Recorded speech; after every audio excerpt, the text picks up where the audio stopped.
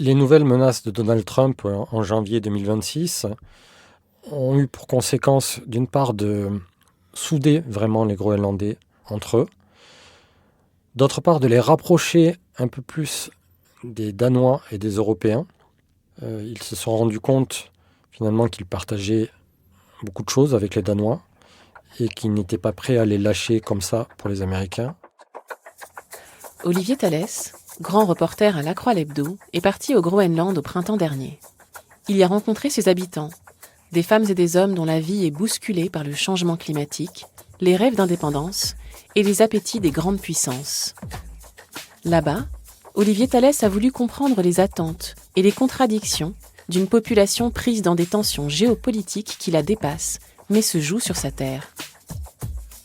Dans ce podcast, un journaliste de La Croix raconte les coulisses d'un reportage, d'une enquête ou d'une rencontre, ce qui s'est passé avant et comment il l'a vécu. Vous écoutez L'envers du récit. Je suis Olivier Thalès, grand reporter à l'Hebdo, le magazine de La Croix, et je me suis rendu en mai et juin 2025 pour réaliser une série de reportages au Groenland. Alors je suis allé au Groenland, d'une part parce que j'avais envie d'aller au Groenland. C'est une région du monde qui m'attirait énormément, un peu mystérieuse, avec peu de villes, peu d'habitants, une nature sauvage. Et ça correspond aux zones arctiques que je connais mal et que j'avais envie de découvrir dans le prolongement de mon activité de journaliste qui suivait les questions russes pour La Croix. Ça correspondait aussi à un besoin, puisque à ce moment-là, le Groenland était au devant de l'actualité sur la scène internationale, alors que c'était une région du monde qui, pendant longtemps, n'intéressait personne, était très mal connue. Le Groenland, c'est ce territoire colonisé par les Danois il y a plusieurs siècles, qui est devenu membre de la couronne danoise dans les années 50 et qui aujourd'hui a acquis une semi-indépendance ou une autonomie assez grande, tout en restant dans la couronne danoise. Donald Trump a des visées sur ce territoire. Il a parlé d'acheter et puis ensuite il a parlé d'annexer si jamais le Danemark refusait sa proposition. C'est ce territoire qui est devenu au centre de l'actualité. Pour décomposer ma série, j'étais parti autour de l'idée, voilà, les Groenlandais aspirent à l'indépendance, mais comment on peut devenir indépendant quand on vit sur un territoire immense, grand comme plusieurs fois la France, glacé sur une large partie de son espace, très peu peuplé, 50 000 habitants. 50 000 habitants, c'est la population d'une ville moyenne en France. Pour vous donner une idée, la capitale Nuuk, c'est 20 000 habitants, qui a très peu de ressources, à part des ressources minières, pétrolières, des ressources de la pêche. Mais les ressources minières et pétrolières sont peu exploitées. Donc à partir de là, comment on peut devenir indépendant ? Quand vous avez 50 000 habitants, vous vous imaginez, le réservoir de population est très faible. Comment trouver de la main-d'œuvre dans tous les secteurs d'activité, des médecins hautement qualifiés, des ingénieurs dans tous les domaines d'activité, des professeurs en nombre suffisant, des techniciens. C'est très compliqué. Donc je suis parti dans ce pays pour savoir est-ce que l'indépendance était quelque chose de possible et comment elle pouvait se construire. En tout, j'ai passé 2 semaines et demie sur place. 90% du pays, c'est une glace de plusieurs milliers de mètres de hauteur et c'est une zone totalement inhospitalière.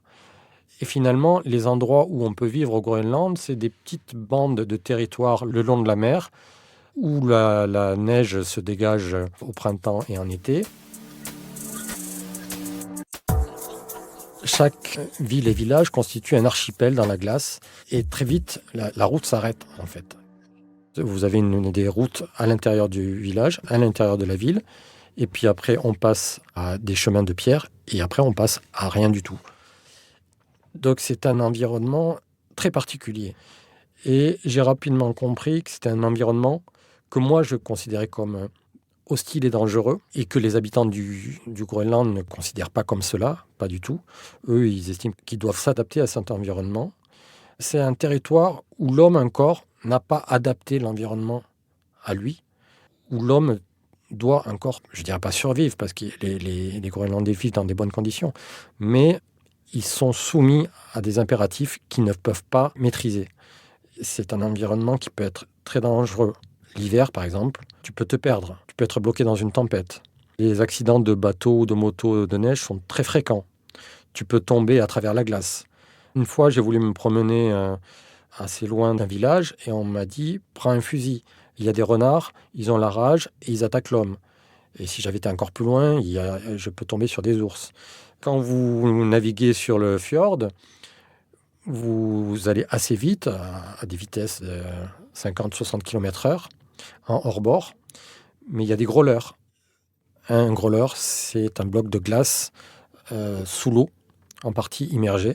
Si votre pilote ne les repère pas et percute un growler, le bateau coule et la température de l'eau est de 2-3 degrés, donc vous risquez de décéder rapidement. Donc j'ai senti que j'étais un invité au milieu de cette nature sauvage, mais que j'étais absolument pas le maître de cette nature et qu'il ne fallait pas faire d'erreur.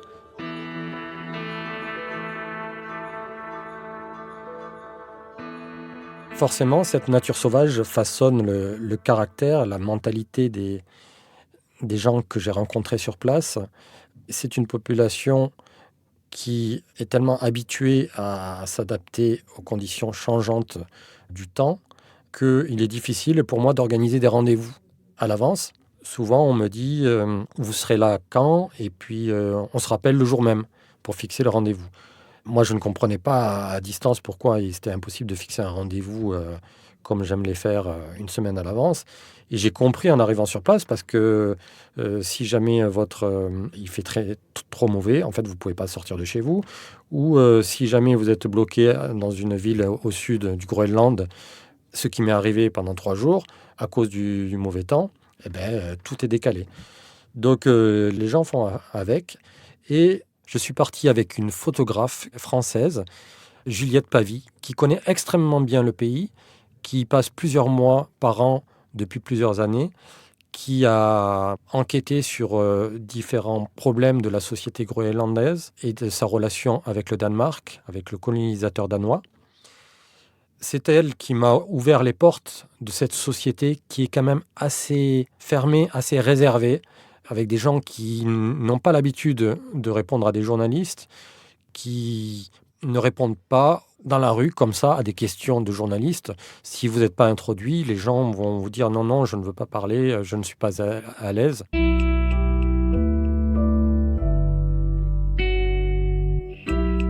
Malgré tout, j'ai réussi à rencontrer la plupart des gens que je voulais voir. Et pour comprendre donc qu'est-ce que veulent ces Groenlandais et où ils vont, j'ai commencé par rencontrer des Groenlandais qui se disent ouvertement supporters de Donald Trump. Ils ne sont pas nombreux. On estime à 10% les gens qui estiment que la place du Groenland serait meilleure si le Groenland faisait partie des États-Unis ou devenait un protectorat américain. Il est difficile de comprendre ce qui les motive parce que souvent ce n'est pas un discours extrêmement construit. C'est des Groenlandais qui ressemblent par bien des côtés aux supporters MAGA de Donald Trump. C'est des gens qui sont ouvertement racistes, qui disent craindre l'immigration, très faible au Groenland. Les Groenlandais que j'ai rencontrés qui soutiennent Donald Trump viennent de milieux assez populaires. Le plus connu d'entre eux est Jørgen Boasen, c'est un maçon groenlandais de 51 ans qui s'est retrouvé aux États-Unis pendant la campagne de Donald Trump, qui s'est retrouvé à faire du porte-à-porte auprès des Américains pour leur expliquer pourquoi Donald Trump était le choix qu'il devait faire. Et parce que c'est un homme de réseau, il se retrouvait à une soirée importante le soir de l'investiture de Donald Trump. C'est comme ça qu'il est devenu célèbre, puisqu'on l'a retrouvé un peu plus tard à l'aéroport de Nuuk, accueillant le beau-fils de Donald Trump et le guidant dans les rues de la ville pendant une journée. Il est guidé en partie par son hostilité vis-à-vis du Danemark, le Danemark étant le colonisateur du Groenland. Il y a beaucoup de bonnes raisons d'en vouloir aux Danois, qui ont eu une politique qui a été très dure pendant cette phase d'assimilation extrêmement rapide, qui a commencé dans les années 50, qui s'est terminée dans les années 70. Les Danois ont non seulement poussé les Inuits à renoncer à leur mode de vie traditionnel pour devenir des, entre guillemets, civilisés, mais aussi ont eu recours à des pratiques extrêmement brutales, la stérilisation forcée d'une partie des femmes pour limiter la démographie qui était alors élevée, ou encore pour récupérer des jeunes enfants et les envoyer au Danemark dans des familles d'accueil, estimant que les familles groenlandaises n'étaient pas en mesure de s'occuper de leurs enfants. Et ça a été des traumatismes dans la société groenlandaise. Les Danois ont voulu transformer cette société traditionnelle en une société moderne. Ça a permis quand même au Groenland de conserver sa culture, de conserver sa langue, d'obtenir aujourd'hui un statut qui est rare parmi les populations autochtones dans le monde, puisqu'ils ont leur propre gouvernement, leurs propres universités, leur langue qui est très largement sauvegardée. Mais tous ces traumatismes qui restent nourrissent un discours chez les pro-Trump du Groenland, un discours anti-danois et pro-américain.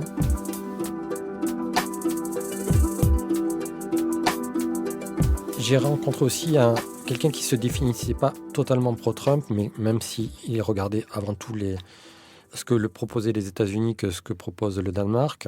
Il s'appelait Kuno Fencker, c'est un député du Parlement groenlandais et membre du parti Nalerak, qui est le parti indépendantiste. Il avait une position plus réfléchie, disant « Si on se rapproche des États-Unis et si les États-Unis nous soutiennent, cela accélère l'indépendance, la route vers l'indépendance, et regardez, les Danois, depuis que les Américains parlent d'annexer le Groenland, ont lâché du lest, nous ont permis d'acquérir davantage d'autonomie, ce en quoi il n'a pas tout à fait tort d'ailleurs. En fait, tous les partis importants au Groenland sont favorables à l'indépendance, mais certains, la majorité d'entre eux, le sont sur le temps long. Ils estiment que d'abord le Groenland doit acquérir l'indépendance économique avant de songer à une pleine indépendance. Et d'autres le veulent à court terme, comme le parti Nalerak, même s'il n'explique pas vraiment comment le Groenland trouvera les ressources financières pour rester indépendant, puisque chaque année, le Danemark verse 500 millions d'euros pour les services sociaux au Groenland, pour permettre d'avoir des soins gratuits, une éducation gratuite et des filets sociaux pour les populations en difficulté. Et les Groenlandais y tiennent beaucoup à ces filets sociaux, à cette garantie que l'on trouve finalement dans la plupart des pays européens et qu'on ne trouve pas aux États-Unis. Cela explique aussi beaucoup pourquoi ils ne veulent pas être annexés par les États-Unis et pourquoi ils tiennent à leur indépendance.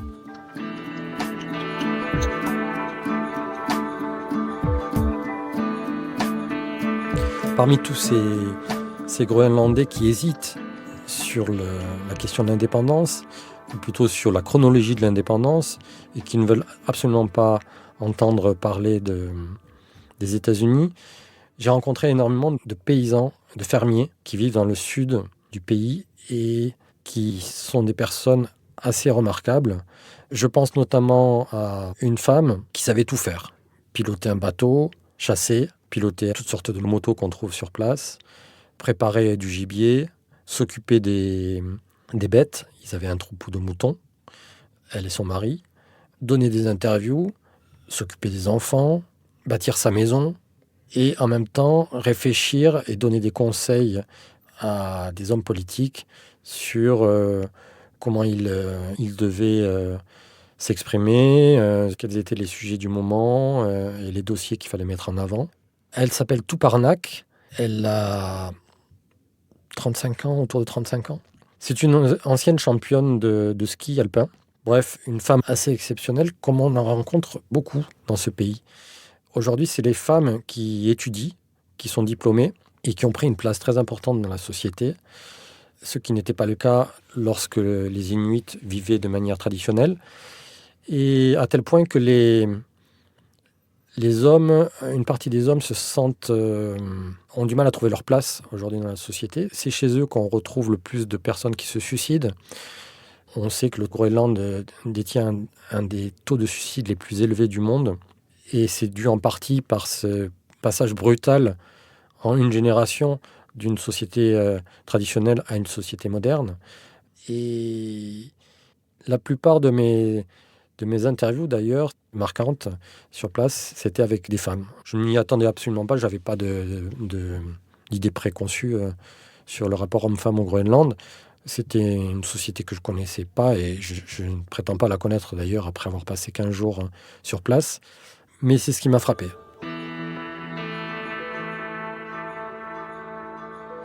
Tuparnak fait partie de ces modérés qui sont finalement très nombreux au Groenland. La population est globalement modérée.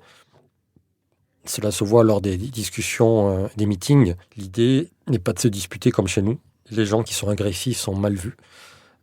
Donc elle défend, comme de nombreux Groenlandais, l'idée d'une indépendance à terme, une fois que le pays se sera doté de tous les outils qui permettent d'accéder à cette souveraineté totale.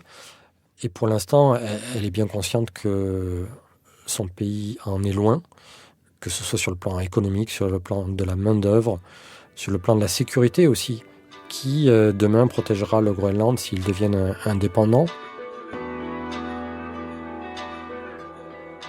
Alors, les nouvelles menaces de Donald Trump en janvier 2026 ont eu pour conséquence, d'une part, de souder vraiment les Groenlandais entre eux, d'autre part, de les rapprocher un peu plus des Danois et des Européens. Ils se sont rendus compte finalement qu'ils partageaient beaucoup de choses avec les Danois et qu'ils n'étaient pas prêts à les lâcher comme ça pour les Américains. Ça a accru aussi chez eux une forme de crainte, d'inquiétude, qui est difficile à comprendre quand on vit en France et qu'on n'est pas sous la menace directe d'un pays. Mais quand vous êtes un petit territoire de 50 000 habitants qui a été colonisé et qu'en plus on parle à nouveau de vous annexer, ça crée une tension, une angoisse permanente chez les gens. Et on leur met ça sur la tête, en plus des menaces habituelles que l'on connaît sur le réchauffement climatique qui impacte beaucoup le Groenland, sur les difficultés de la vie quotidienne. Je l'ai cité sur les taux élevés de suicide et les gens qui se demandent comment se bâtir un avenir. Donc d'une part, ça les a confortés dans ce qu'ils étaient eux-mêmes, dans leur choix, et d'autre part, ça les a rendus peut-être plus inquiets. C'est en tous les cas le sentiment que j'en ai en discutant avec Tuparnak et tous les contacts que j'ai rencontrés sur place.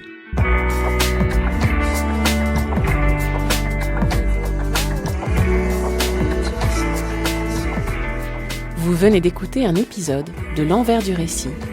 S'il vous a intéressé, n'hésitez pas à le partager et à vous abonner à notre podcast. La série d'Olivier Thalès est à retrouver sur le site et l'appli La Croix. Le lien est dans le texte de description qui accompagne ce podcast. L'Envers du récit est un podcast original de La Croix.